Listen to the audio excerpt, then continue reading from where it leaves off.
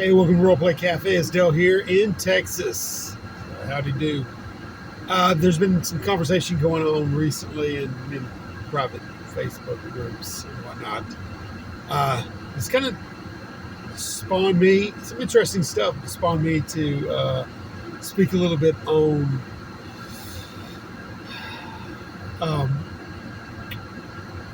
narration and shared narration in games, and how games prompt it to happen with players as well as GMs. And this is from my own perspective and my own bias and preference. How I where my comfort level is, and this is more or less what I want to speak on. There's games like the queue system, where it gives you can burn certain bennies that you attain to introduce narrative plot points changes in situations that could be to your benefit. So it's based on that doom and threat, or that system where there's points accrued by either the GM with players that can be applied, in opposition of how they want the story to go. More in their favor or to their detriment. From the GM side, so there's that balance and counterbalance feel to it. It can be disjointing, and I would assume, or to me, it's more akin to building a story together. You may be working at odds at some point, but is trying to find a balance in building ultimately a narrative storytelling agreement toward working toward a common goal of the story. Not in my mind too akin to in-character as character play. Here it doesn't really provide the mechanics to where that would be the focus of play. Then there's some games like Dark Future Band, for some extent. There's a little bit of a blurred line in between how it may be perceived of just how far the players can insert narrative agency. To my mind, it always has to be, there's a comfort level, and I've referred to it as the player's narration being within arm's length. That being that it wouldn't overstep into the purview of the presenter, the GM, their jurisdiction of the narrative. Whether the presenter is representing the world as occurring, you can't overstep that. I don't like it necessarily to happen, even though there are built in the game things that easily countermand that. I believe at one point in time I said, look around for horses. Of course, we was in the throng of town, and there should be maybe possibly a horse that wasn't stable that was walking through, right? So went ahead and I see a horse, I'm running to get one, and then I think Jason, roll luck. I get there and it was a broke down nag, right? This could happen to anything. You could find something that healing draught, and then you get there, roll luck, and fell that it's empty. So there's ways to offset that possible overextension of narrative agency that oversteps the bounds into the presenter or GM's area or territory. And in Dark Future Band, the presenter can allow it if it's feasible, because the game itself, with its crit successes and crit fails, can easily, anything that the player inserts out by the presenter can turn to the player's own detriment, and utilize the game against them. That's what's so great about it. So there's a lot of legal. It's the table finds a comfort level to where if it's allowable. I've had situations where where players have to watch where they don't step on the edge and see of the other players. So there's boundaries of mutual respect. Uh, no player, if I'm coming to an area, can I'm already there, and in their narration, bring me into it. In effect, whenever I may not have that in mind. So they're controlling my will. So you don't want to step on each other's toes, essentially what it is. But there's little mechanisms that can soften that blow if it happens, or that obviously, like I said, can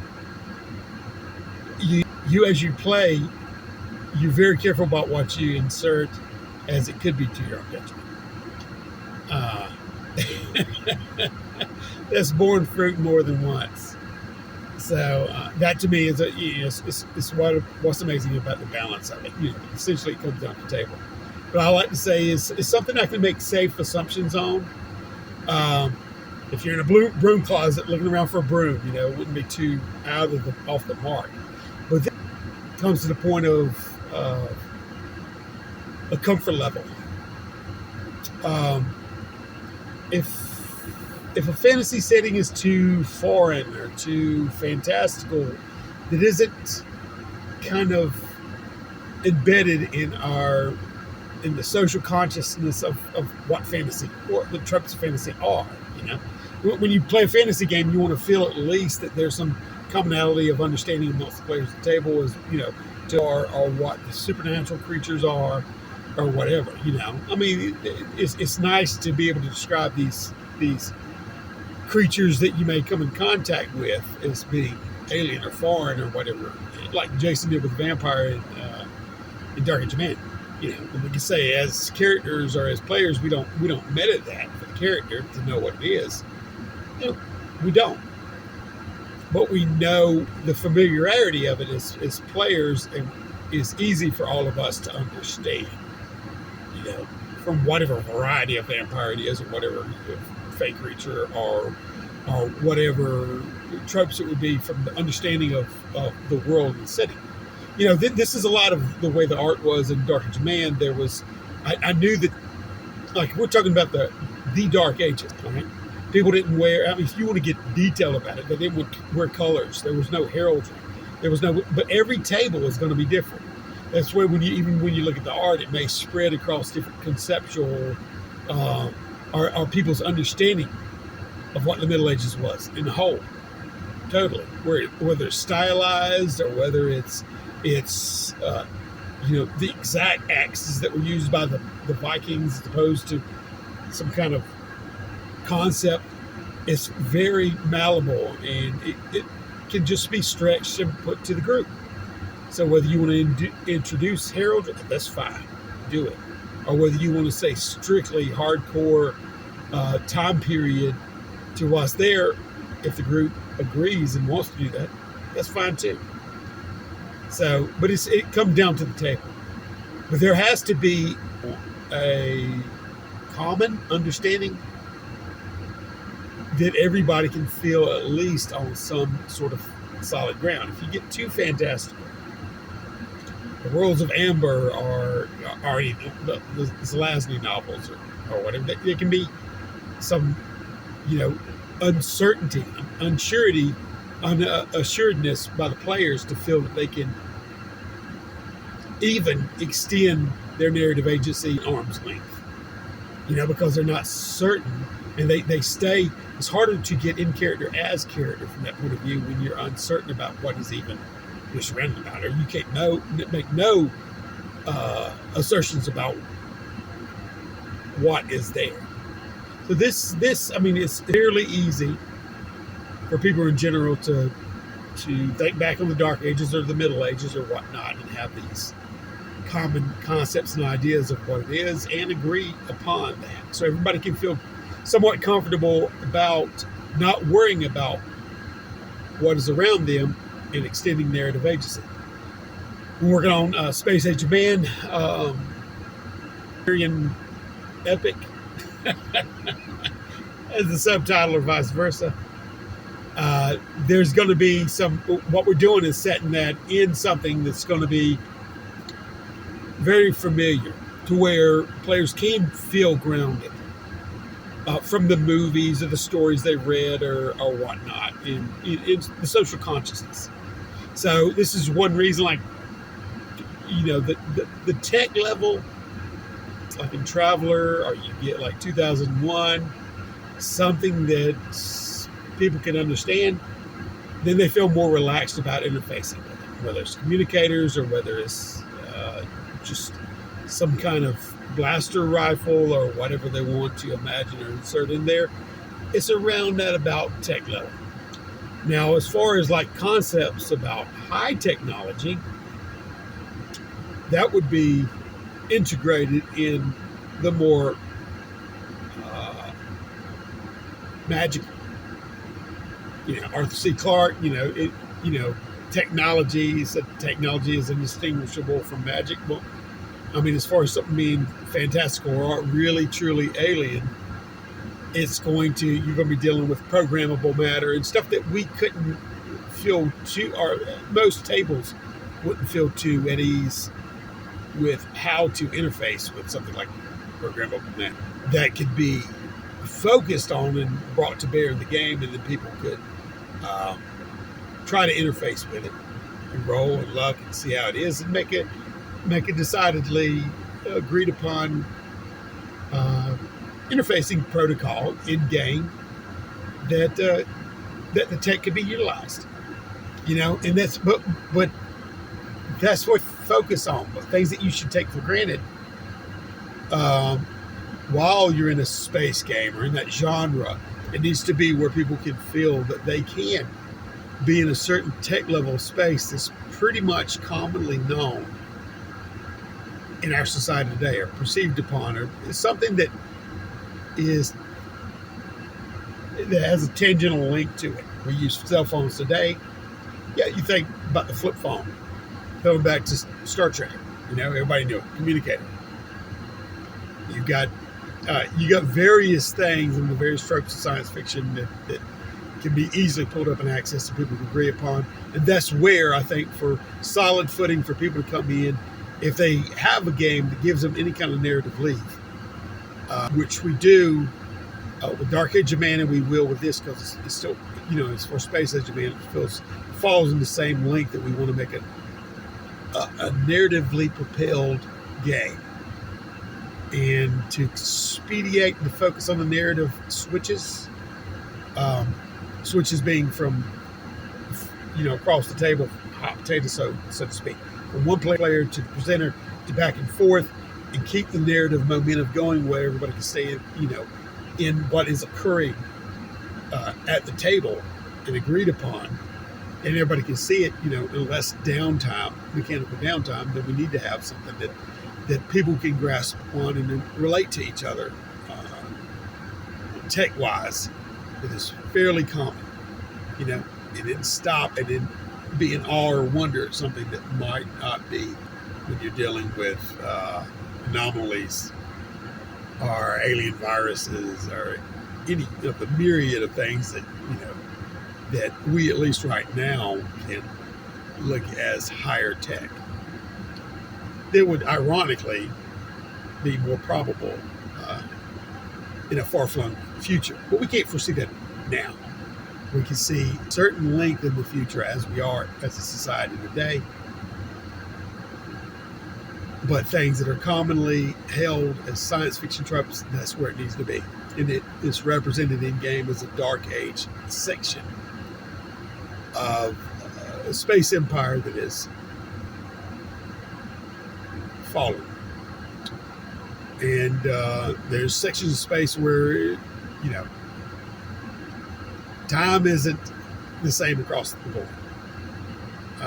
That's where I loved in Men in Black, whenever they said you have 1 week, I believe it was, one galactic week to find her, and Will Smith's like, oh great, we got a week, and he goes, no, that's galactic standard is like one, I thought they had a day or 1 hour to find and return something.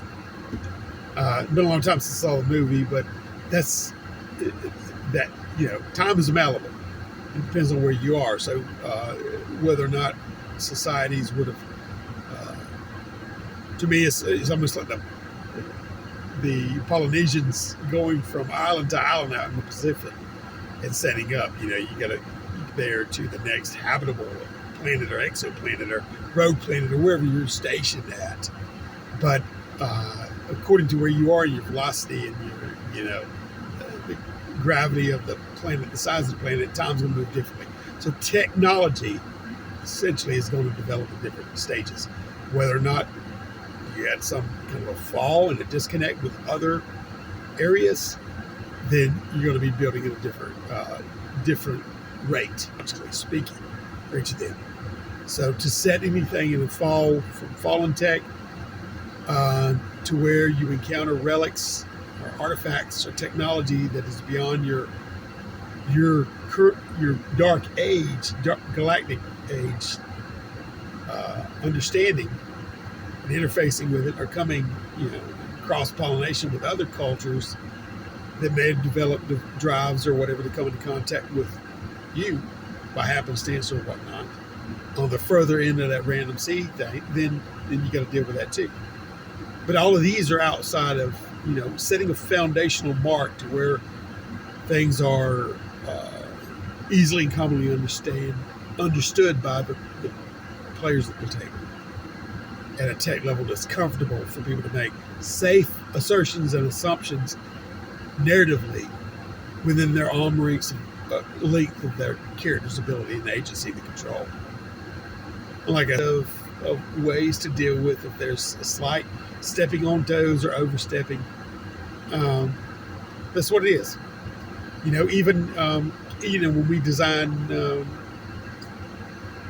first mechanic dice-wise for Dark Age of Man was non-typical, and it would have been harder than I decided to go typical, because people like to, where first the negatives and positives were already baked into the system. People like to feel like that they have some agency of control over the system, and they can add that plus or negative or whatever the situation is to the die roll. Feel like they're doing something themselves when they do their calculation, which is empowering, which goes beyond, even though that's their character, in character as character, isn't doing that in their mind, other than probably the associated feel of like applying something to their situation in mind, or some effort or whatnot. Maybe that could be transferable to the character's mindset. Still is gratifying for the player to feel like they're leveraging some kind of ability to, like even the rolling of dice is some kind of a physical manifestation of energy, or casting an attempt or your lot and watching the dice spill out, and then determining what happens, with the roll. So, when we're playing games, it's satisfying on various levels. On that level, and I don't think, secondarily that, it's in character or out of character, in character as character when you're playing. I have interior monologues there on a daily basis when I'm speaking with people. And I suppose this is a little bit of a part two, since some of the discussions that's happening. But it doesn't break my immersions in real life. It's almost, it happens. So whenever I'm weighing and measuring my situations and circumstances in life, or in a dialogue with somebody and they're responding in kind, I'm still internalizing, and then I will interact with. So as I'm interacting in character as character, even in my life, there's still a portion of that where I've got an internal mechanics. And to me, in games, whenever we're doing in any kind of mechanics, or when we're weighing and measuring, I don't look at them as totally divorcing me from in character as character. I look at them as I look at that process as mimicking what I do in daily life anyway, to some degree. This satisfying, So it's a handshake on that aspect where they both it feels natural. Okay, but anyway, I got to get back to what I was doing. I've already spoken at length, but I'll let y'all go and have a great day. Okay.